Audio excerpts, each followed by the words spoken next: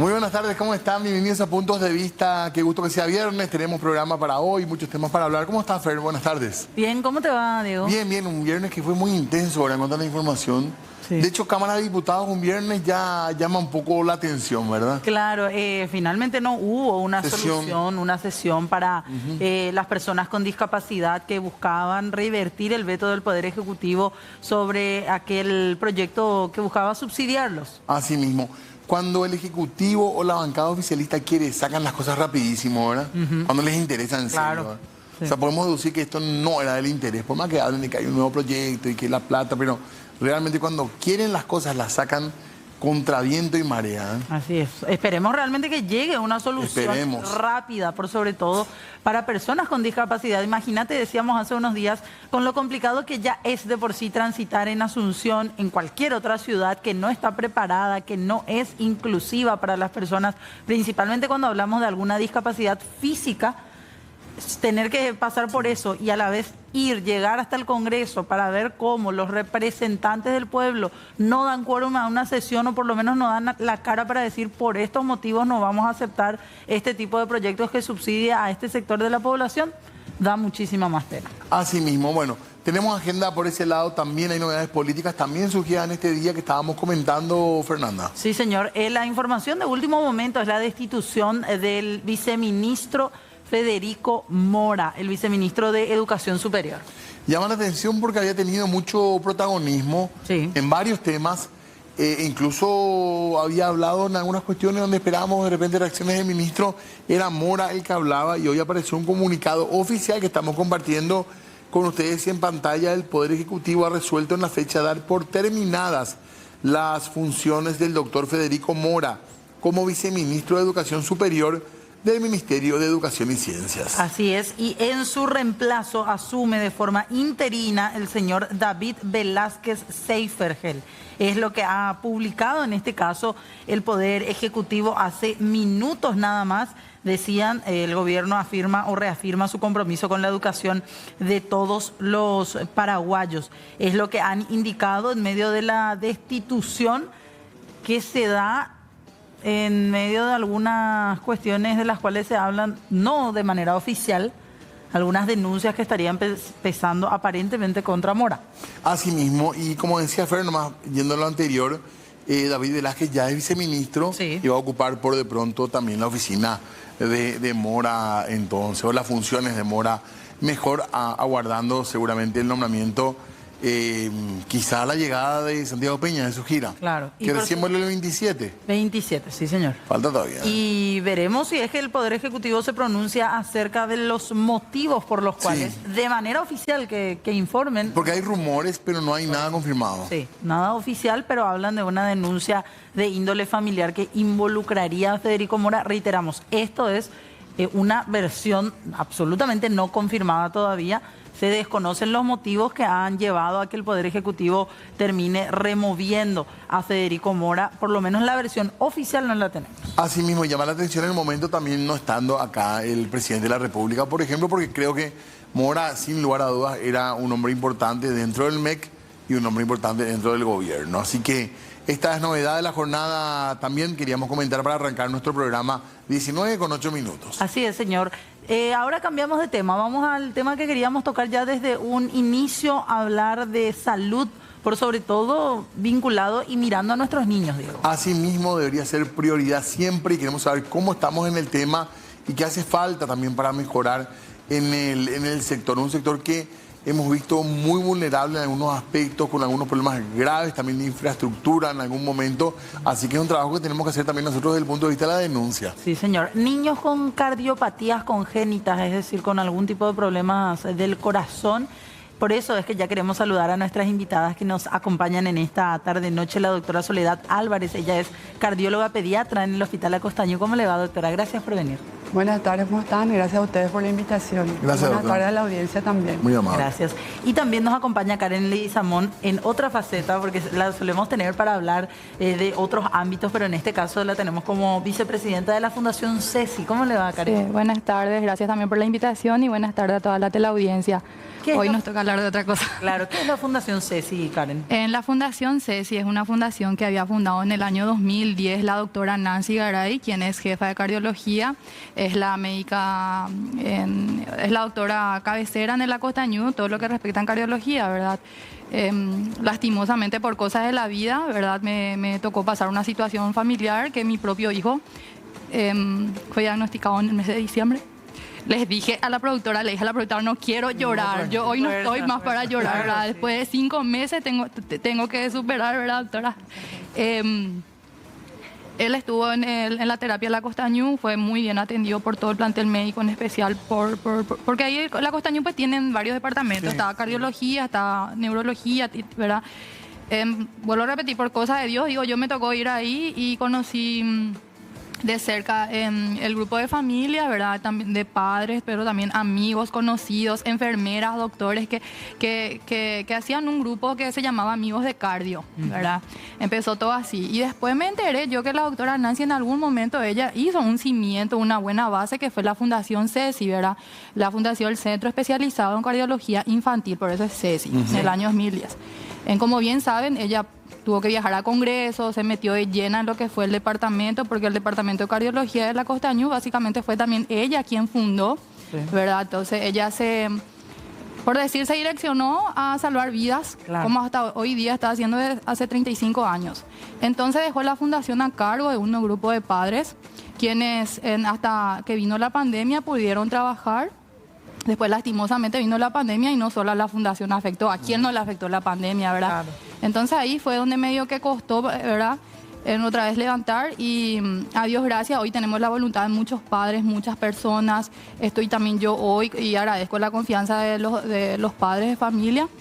Digo que hacemos el equipo perfecto con las doctoras, ¿verdad? Porque la doctora Nancy es la presidenta hoy día. Mañana va a ser una semana que se hizo la asamblea.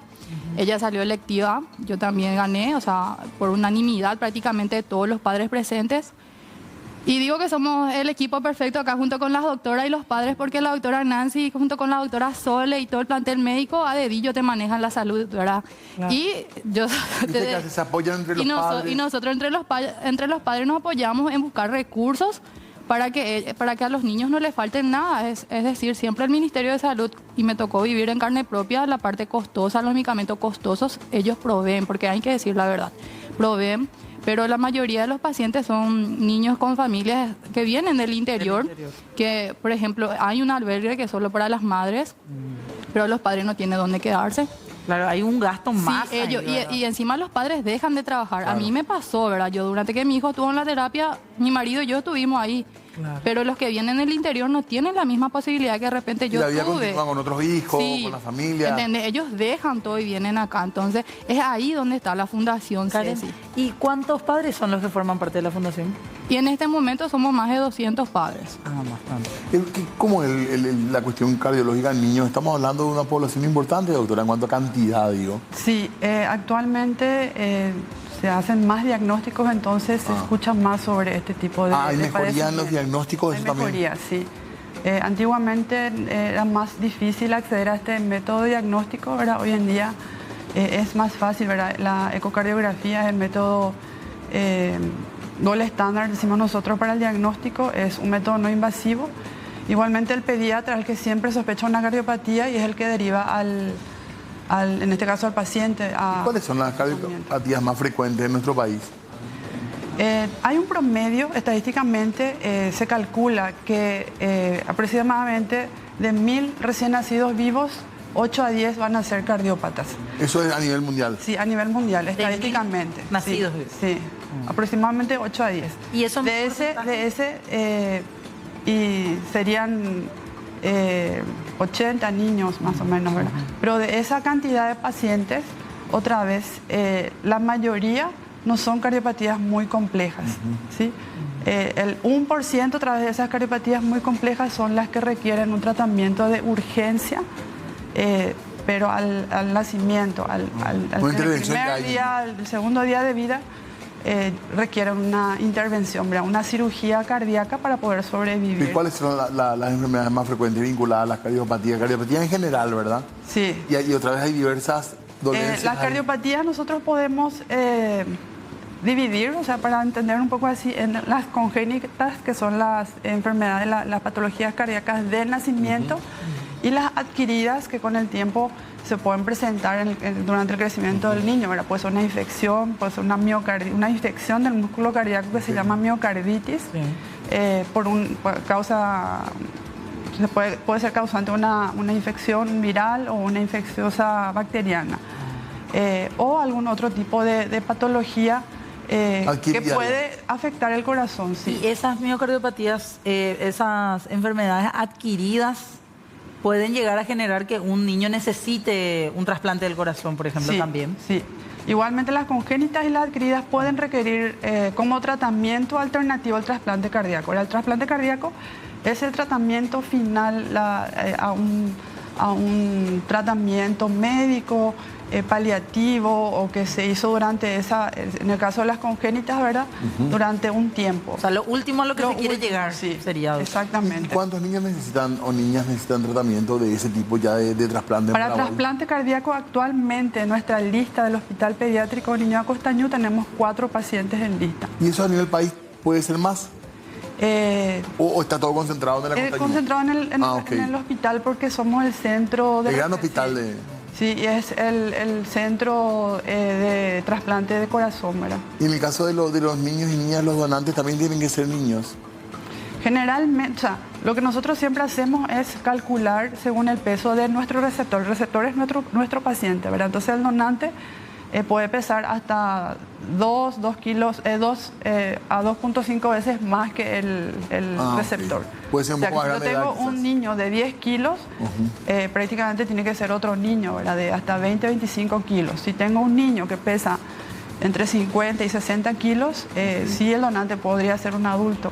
Un adulto que nosotros sabemos que está en condiciones de ser donante con respecto al corazón. ¿Y la detección temprana puede evitar trasplante o no tiene nada que ver? Ya hay situaciones que van a terminar. Hay situaciones, sí, depende mucho de cada enfermedad, ¿verdad? Hay situaciones, en el caso de la miocarditis infecciosa, por ejemplo, en la miocarditis viral, el paciente puede infectarse y no haber padecido ni siquiera síntomas, ¿verdad? Pasar la enfermedad.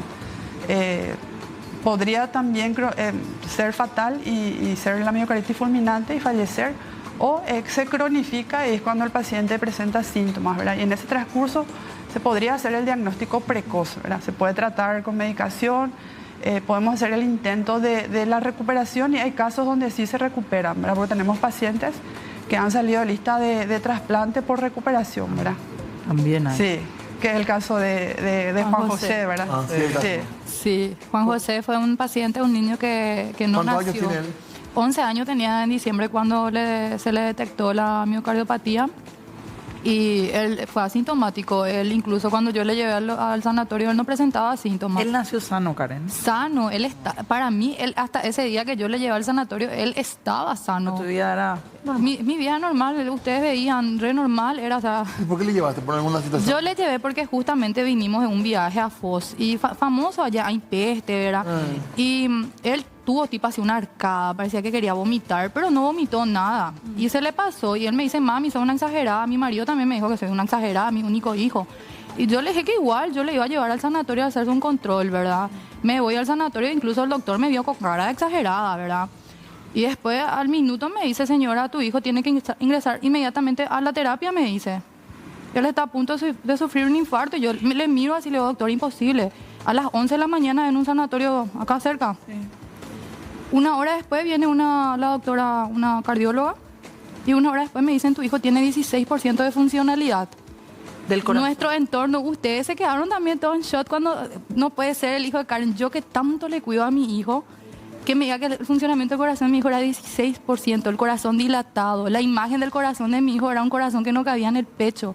Y era solamente ese síntoma tuvo, Karen. No, el ventrículo derecho, izquierdo estaban dilatados. Sí, uno cuando sospecha una cardiopatía se hace un estudio que se llama ecocardiografía o ecocardiograma, ¿verdad? Sí. También acompañado electrocardiograma, también con la radiografía se puede detectar. Y después hay otros métodos un poco más, no tan bien invasivos, ¿verdad? Pero de mayor resolución que se pueden hacer los niños, ¿verdad? ¿Y esa sensación de malestar? Sí, hay síntomas sugerentes, por ejemplo, en el bebé o en recién nacido, hay síntomas que al pediatra le hacen sospechar de una cardiopatía congénita o alguna patología cardíaca, ¿verdad? Por ejemplo, si se pone azulcito, si tiene dificultad para respirar o al alimentarse, al tomar el pecho, si se cansa, no está subiendo de peso, toma el pecho y tiene esa sudoración profusa, esos son síntomas que hacen sospecharle al pediatra que hay alguna, de que hay algo malo ahí en el corazón. Entonces le pide la consulta, la interconsulta con el cardiólogo pediatra. Y en el caso de los niños más grandes podrían referir algunos síntomas como palpitaciones, también cansancio, también la falta de sensación de aire, subir de peso, o uno se da cuenta que entre los amigos es el que se cansa más o no tiene ganas de jugar. O sea, hay ciertas características que le llaman la atención a la familia y al pediatra. Pero puede ser, doctora, que no presenten muchos síntomas físicos. Podría ser también. Por eso también es importante, ¿verdad? Se hacen controles anuales. Claro. En el caso de los niños sanos se recomienda siempre un control cardiológico anual, por lo menos con un electrocardiograma, ¿verdad? Claro. Sobre todo en la época escolar, cuando empiezan las actividades deportivas y las actividades físicas en el colegio, ¿verdad? Claro, de hecho debería ser rutina, ¿verdad? Es rutina generalmente, ¿verdad? Es donde nosotros vemos en la época de inicio escolar, es donde más se detectan casos, ¿verdad? Porque es cuando se hacen los estudios y ya se derivan. Sí. Y frecuente caso como el de Karen, que vaya gente que no tiene idea, un control rutinario y que se sorprendan con un diagnóstico. También puede pasar, ¿verdad? Y a ese porcentaje puede llegar sin síntomas, doctora, entonces. Sí. Como ella bien dice, ¿verdad? Yo soy una mamá exagerada, pero siempre nosotros decimos los pediatras que los padres son los primeros pediatras, ¿verdad? Claro. Porque detectan. Ella detectó que su hijo no estaba bien, ¿verdad? Por más que él decía que estaba así, que no había nada, se sospecha. O sea, tan asintomático no es el niño. Hay algún indicio de que sí hay algo malo, ¿verdad? O quizás el propio niño, ¿verdad? Que de por ahí minimiza un poco cuando ya es más grande, digo. Sí, porque mi hijo, por ejemplo, no quería irse al sanatorio conmigo y yo decía, pero acabamos de venir un viaje, él nadó en las olas, él mismo me decía, yo nadé en las olas, le estaba contando al doctor toda su experiencia y después a nosotros nos sorprendió. Yo dije, Dios mío, lo que Dios es grande, que nos le dio un infarto. Las mamás del colegio, todo el colegio se quedó sorprendido porque ellos veían, mi hijo no era el que se cansaba entre todo el montón de compañeros. Activo.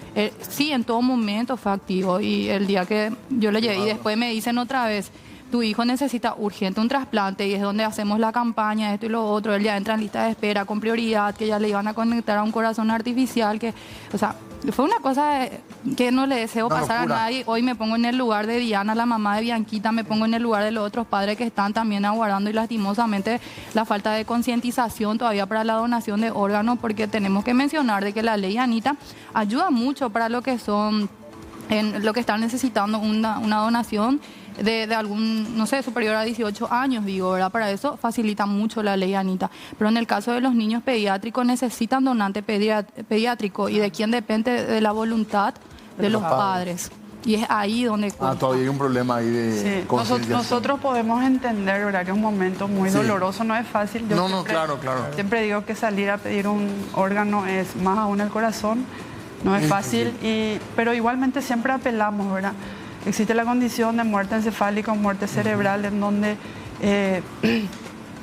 ya esa condición te hace donante y lo que siempre pedimos es que la gente tome conciencia, ¿verdad? Porque hay gente que depende de eso para seguir viviendo. Con todo cuidado quiero decir, pero digamos que hay niños que mueren y que podrían haber donado su órgano. ¿Hay casos así, digamos? Hay casos. ¿En qué situaciones? ¿De accidente o...? Generalmente son accidentes, ¿verdad? Son accidentes en la mayoría de los casos, pero en algunos casos también pueden ser algunas malformaciones cerebrovasculares que pueden también causar esa enfermedad súbita, ¿verdad? Es un tema delicado, o sea, tenemos que insistir en la concientización. Pero por eso no se quiere enojar o tomar, qué sé yo, que la ignorancia. No, hay que respetar, ¿verdad? Porque son decisiones muy delicadas, ¿verdad? En un marco difícil que se dan también. Exactamente, no es una obligación, es un pedido a la voluntad de la gente.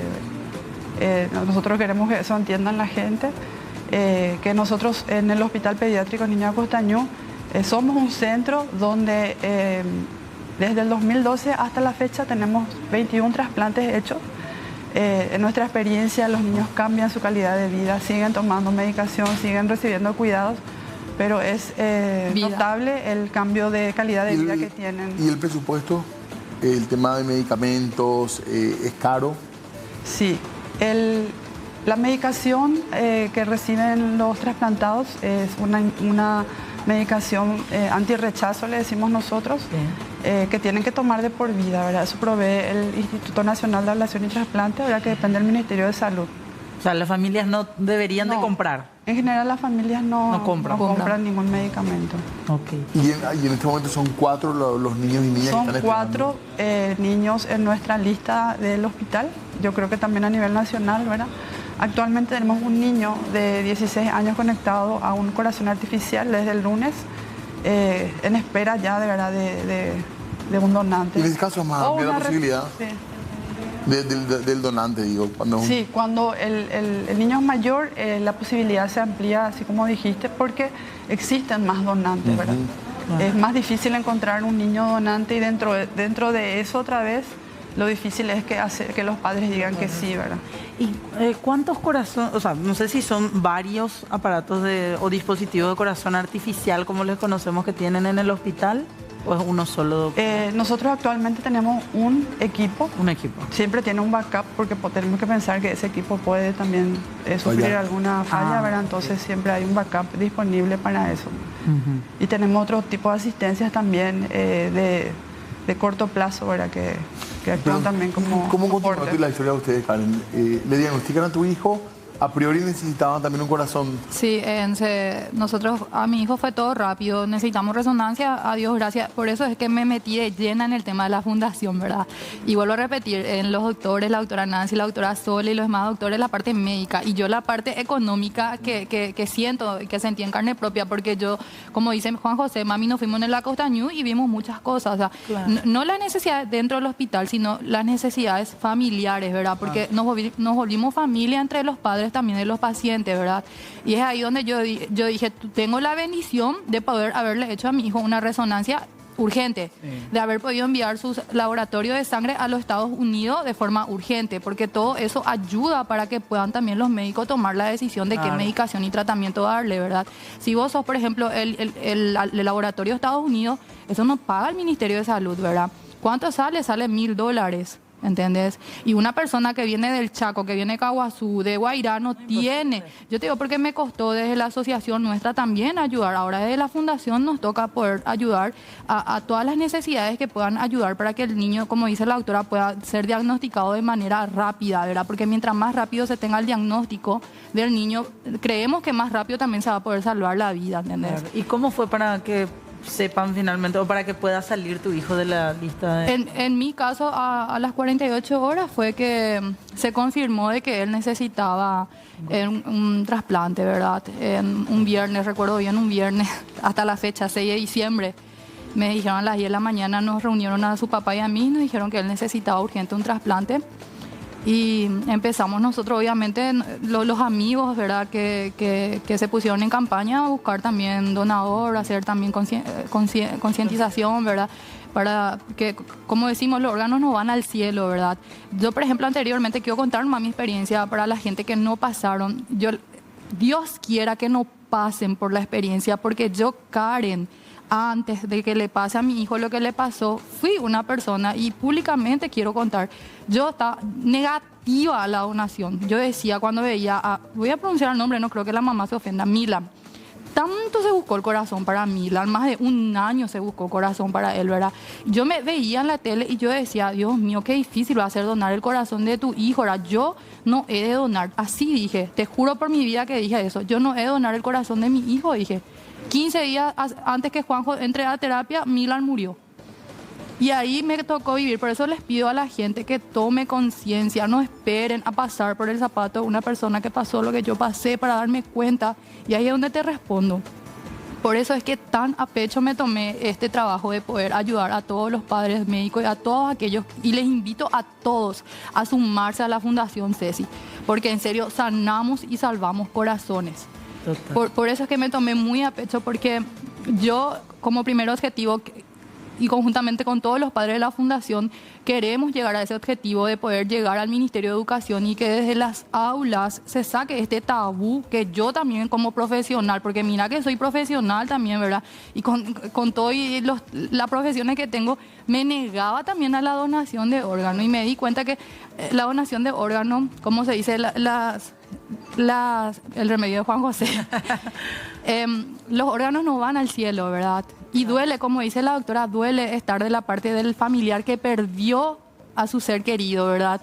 Duele ir a tocar, sabes que en este momento tenés que tomar la decisión. Ya le perdiste y encima otra vez tener que donar órganos, ¿verdad? Pero va a generar vidas. Hoy varios niños están esperando, y no solo corazón, riñón también. Hay niños que están esperando riñón y también otro tipo, ¿verdad?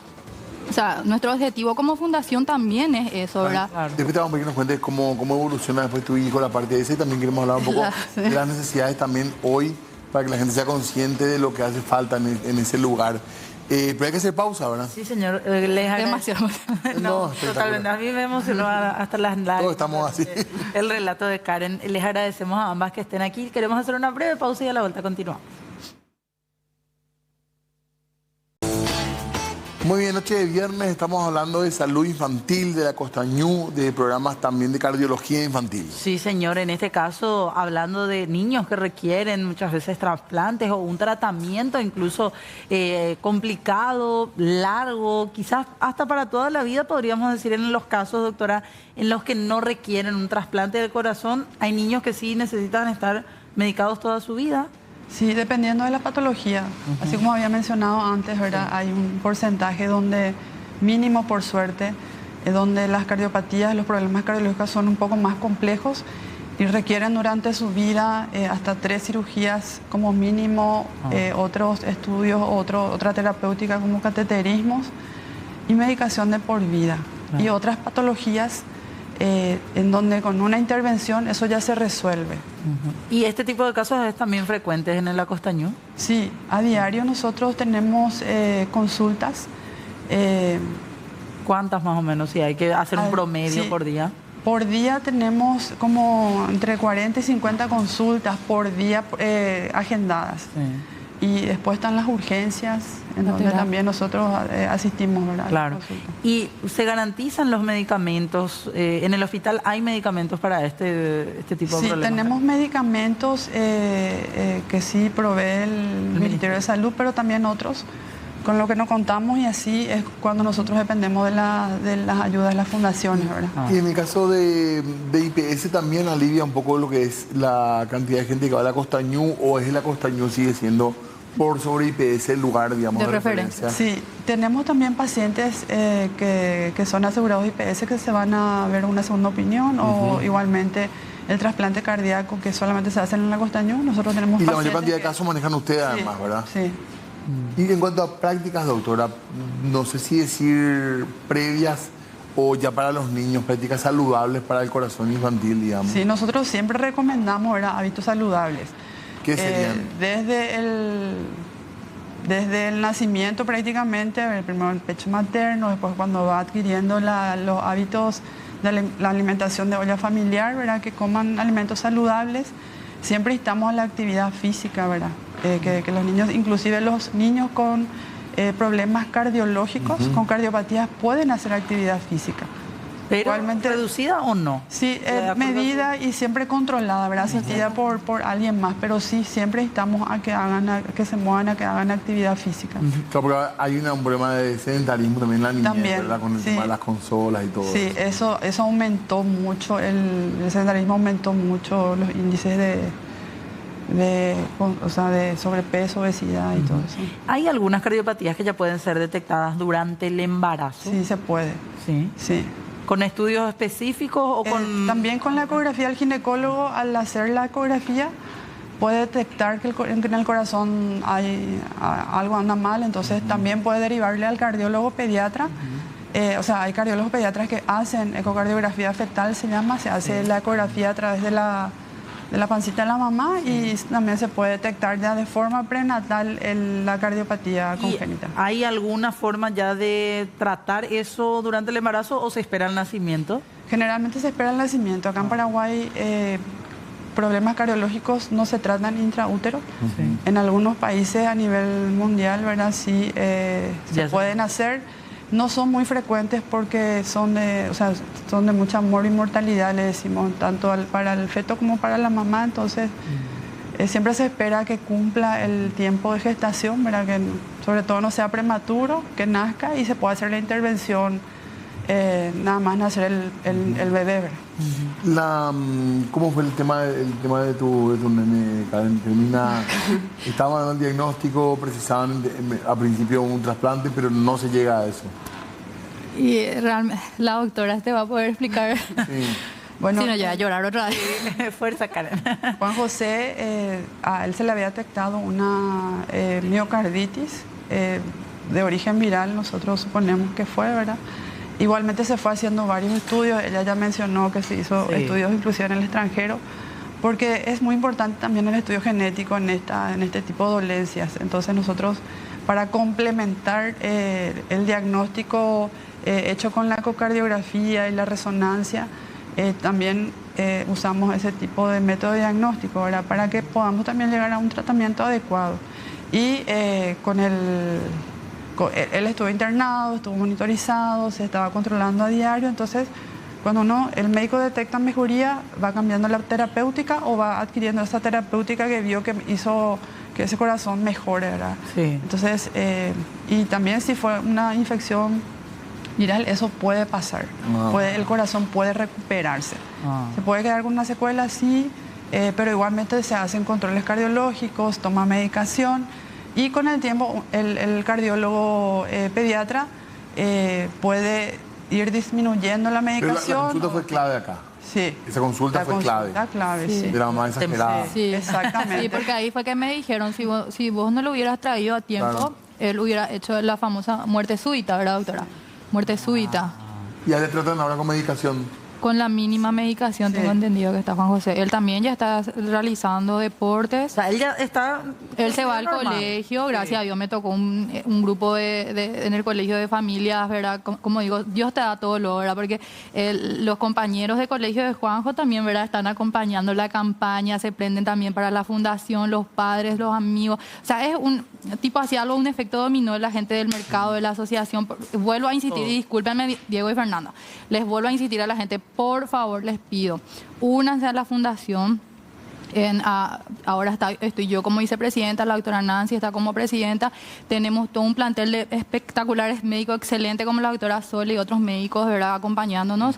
Padres que pasaron por esta situación, familiares, tíos, abuelos, amigos, vecinos, compañeros que pasaron por esto. Así que les pido que nos sigan en nuestras redes sociales, Fundación Ceci. Vamos a estar también publicando todas las actividades que vamos a hacer. Le agradezco a todas las personas que nos llaman y se ofrecen para poder ayudarnos a hacer actividades para poder recaudar fondos, porque les vuelvo a repetir, tiene su gasto un tratamiento cardiológico. A Dios gracias, nosotros tuvimos la forma de poder hacer frente a eso inmediatamente, ¿verdad? Y hay gente que no tiene la misma suerte. Y yo, por ejemplo, eso es lo que más digo, lastimosamente a la gente más humilde otra vez le toca enfermarse de esto, ¿verdad? Para ir cerrando nomás, doctora, usted decía, una infección, un virus puede derivar en una miocarditis. Decía. ¿Miocarditis qué es?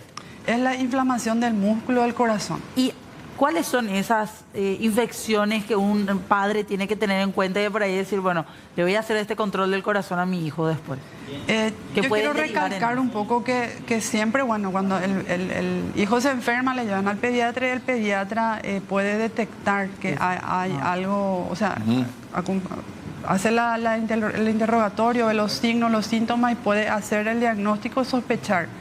No hay un virus en específico que digas, bueno... Hay virus que son más frecuentes, pero de tantos virus que hay, no podemos detectarlos todos, ¿verdad? Hay algunos que sí podemos analizar, porque si no, también nos volveríamos un poco locos pensando que con un resfrío el niño puede enfermar, ¿verdad? O sea, esa no es la idea. Pero sí yo te quiero... Control anual o con el pediatra cuando tiene fiebre, está con tos, tiene una gripe. La automedicación.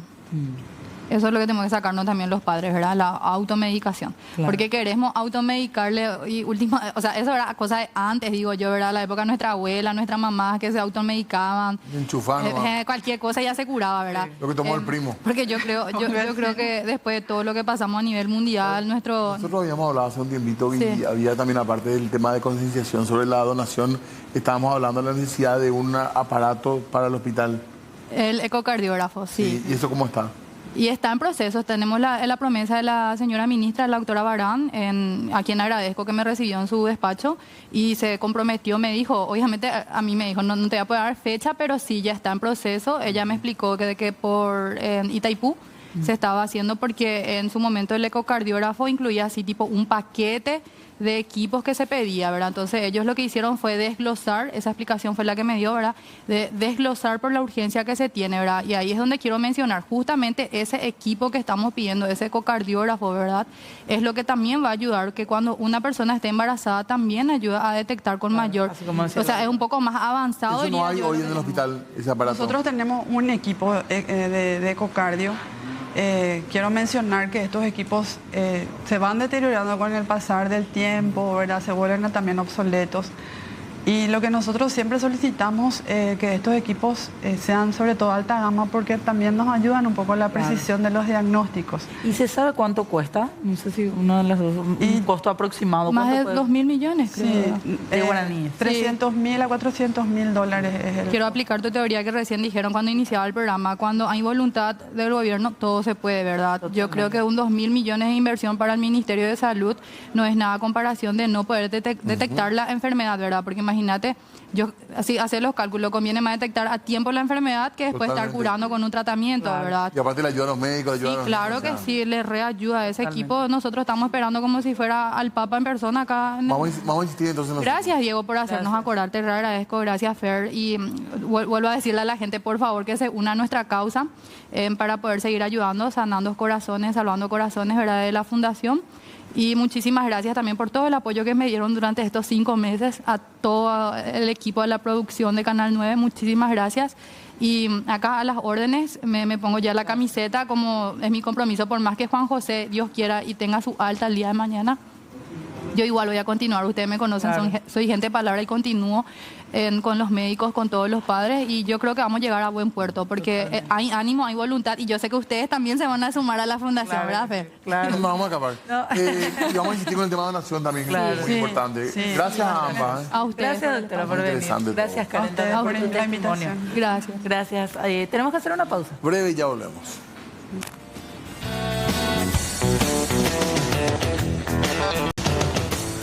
Muy bien, parte final de nuestro programa, Fer. Sí, tema súper interesante hoy vinculado a la salud, así que gracias también a la producción por el trabajo, ¿verdad?, que nos permitió contar estos casos y trabajar un poco en la concienciación también sobre la donación de órganos. Así es, que esperamos realmente haya llegado, haya tocado el corazón de la gente. Sabemos que, como decíamos, no es una situación difícil, fácil, no es una decisión fácil de tomar también, así que por sobre todo que estos espacios ayuden también a sacarnos muchas veces algunos tabú que tenemos. Así mismo.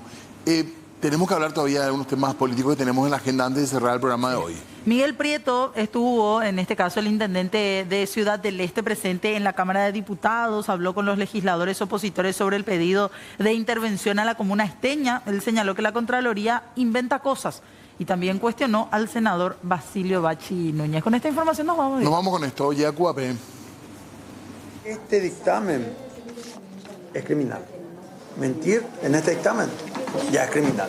El Contralor me acusa a mí, por ejemplo, de no transferir dinero a Catastro. Eso es mentira. Nosotros le respondimos, le enviamos los documentos. O sea, el hecho de mentir y querer tumbar un gobierno legítimamente constituido con gran apoyo popular, para mí eso ya es suficiente muestra de criminalidad, de falta de seriedad y de un sometimiento total a otros poderes.